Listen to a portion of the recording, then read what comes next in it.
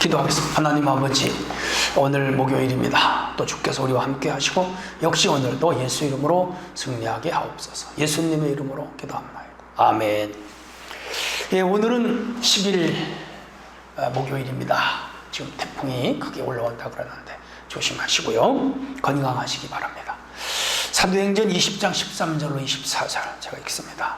우리는 앞서 배 타고 앗소에서 바울을 태우려고 그리로 나가니 이는 바울이 걸어서 가고자 하여 그렇게 정하여 준 것이라. 바울이 앗소에서 우리를 만나니 우리가 배에 태우고 미둘레네로 가서 거기서 떠나 이튿날 기호 앞에 오고 그 이튿날 사모에 들르고 또 다음날 밀레도에 이르더라.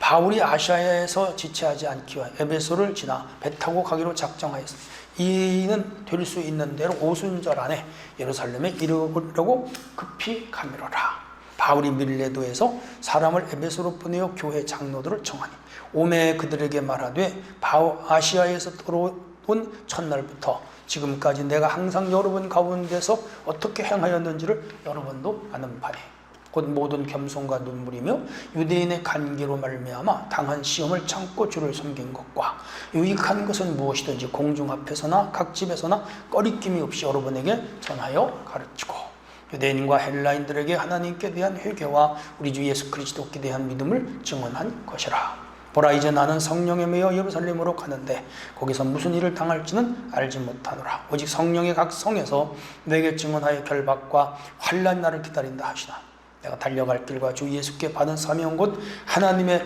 은혜의 복음을 증언하는 일을 마치려 하면은 나의 생명을 조금 더 귀한 것으로 여기지 아니하노라. 아멘. 예, 오늘은 사명자의 인내와 생명을 다하는 헌신, 이런 주제가 되겠습니다.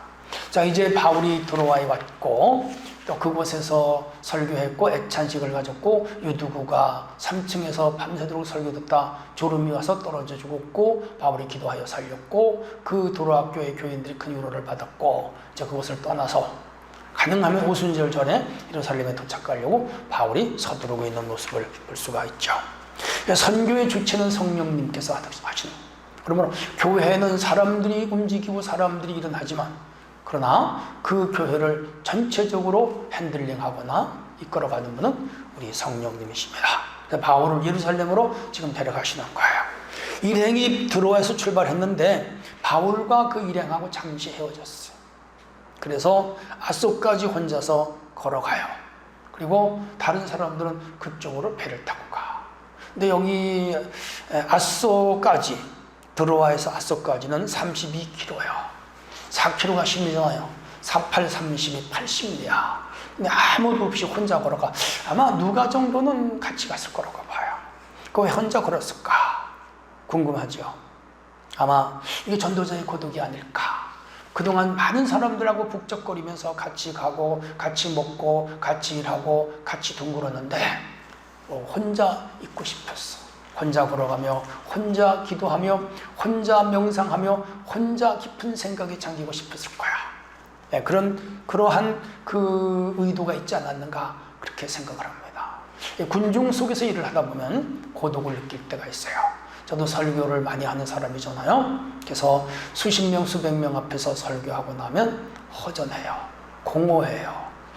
그래서 그 공허함을 이기기가 어려워요. 그래서 바닷가에 가서 바람을 쐬거나 아니면 산꼭대기에 올라가서 하늘을 바라보면서 공기를 마시거나 아니면 사이다 콜라를 마시거나 그러면서 스트레스 조금 해소하기도 해요.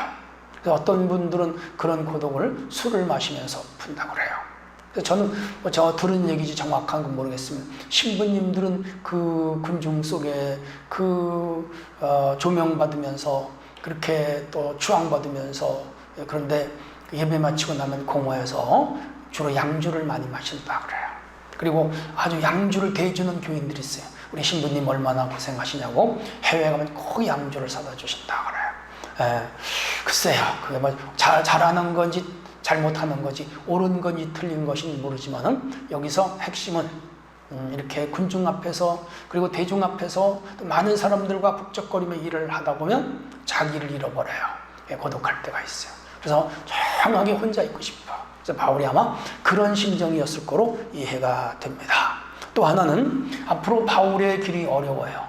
1차 전도, 2차 전도, 3차 전도지만 그게 지금 한 10년 걸렸거든요. 그리고 그 얼마나 힘들었겠어요. 장가도 안 갔고 가족도 없고 주를 위해서 혼자 사는데 맨날 욕먹고 사람들로부터 음모당하고 사람들이 죽이려고 덤벼들고 수작 꾸미고 린치당하고 매 맞고 감옥 갇히고 그 복음 전도의 길은 가시밭길이었어요. 험난한 형극의 길이었잖아요. 야, 그 얼마나 힘들었겠어요. 아마 여러 가지 복잡한 감정이었을 거예요. 그래서 이 길을 걸어가지 않았는가 그렇게 생각합니다. 목회자들이 그 성도들이 일반 성도들이 볼 때는 굉장히 좀 화려해 보이고 그리고 리더니까 사람들 앞에 세워주고 또 이 각광받고 후레쉬 받고 칭찬받고 또 주변에 많은 목사님 그렇게 해주니까 참 좋은 직업 같아도 그렇지 않아요. 고독한 직업이고 힘든 직업이에요. 그리고 결정을 해야 하는 사람이에요. 그리고 모든 것을 책임지는 리스크를 안고 가는 거예요. 참 고독하고 힘들어요. 그리고 현대뿐 아니라 고대도 마찬가지지만은 교인들은 목사님에 대한 기대가 맞는 탤런트를 원해요. 원더우먼처럼 600만 불 사나이처럼 슈퍼스타처럼 슈퍼맨처럼 그렇게 모든 분야에 완벽하기를 원하고 또 완벽해지기를 기대해요. 그리고 교회를 큰 맘모스 교회 메가처치로 키우기를 기대하고 그리고 다른 목사님보다 더 잘해줬으면 하는 기대감이 있는데 인간은 한계가 있잖아요. 다 그렇게 될 수 없는 거잖아요. 이런 것들이 목회자로 하여금 힘들게 하는 부분이 있습니다. 또 윤리적으로 투명해야 되고 깨끗해야 돼요. 그래서 자기를 잘 지켜내야 돼. 근데 그게 자유롭지를 못해. 살아갈 때 얼마나 힘든지 몰라요. 입는 거, 먹는 거, 그리고 사람을 만나는 거, 심지어 머리 모양 하나, 신발 신는 거 하나, 바지 입는 것 하나까지도 다 교인들이 감시해요. 나쁜 말로 감시고 좋은 말로는 살펴요. 그게 리더라서 그래요. 그런 것이 힘들어요. 연예인들도 그렇게 힘들잖아요. 한 인간인데. 그래서 성도들이 한 인간으로 대우해 주는 게 참 인간적이고 그게 좋은 거예요. 너무 신이 되기를 기다리거나 슈퍼스타가 되기를 기대하지 않는 게 좋아요. 자, 그래서 아마 32km를 혼자 걸어가지 않았을까 그렇게 생각합니다. 자, 여기 이제 처음 보는 지역이 나옵니다. 바울은 미둘렌의 기오 3호를 지나 밀레도에 이르는데 여기 기오는 고대 시인 호메르스. 호메르스는 일리아스와 오디세이아를 쓴 유명한 사람이에요. 고대 유명한 시인이면서 서사 시인이죠. 그러면서 작가입니다. 자, 사모라고 하는 곳이 나오는데 여기 사모는 수학자 피타고라스의 출생입니다. 출생지. 그러니까 이 드로아 이 주변이 고대 헬라 지역인데 여기에서 유명한 헬라의 수학자와 그리고 여기 호메르스 같은 위대한 문인이 탄생한 곳이고 유서 깊은 곳이고 역사적인 곳을 지금 바울이 지나가고 있어요. 아마 바울이 지나가면서 그 위대한 성현들을 생각했는지도 몰라. 그리고 사실 바울은 이들보다 더 위대한 자리에 지금 서 있죠. 자, 그래서 이제 오순절하니 예루살렘에 가기 위하여 이제 그 일정을 조율해 가면서 그들과 같이 가는 그런 모습을 볼 수가 있습니다. 아소까지 혼자 걸어간 이유가 무엇일까? 아마 선명한 하나님의 뜻을 좀 더 간파하고 특별히 그가 이번에 로마로 가고 넓게는 서바나까지 가는 게 목적이었다면 앞으로의 행로를 어떻게 가는 것이 좋을까라고 깊이 구상하면서도 이를 갔을 수도 있습니다.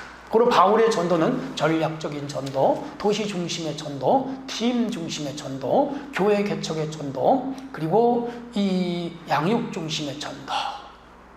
그러면서 비범한 사람이에요. 굉장히 치밀한 사람, 계획적인 사람입니다.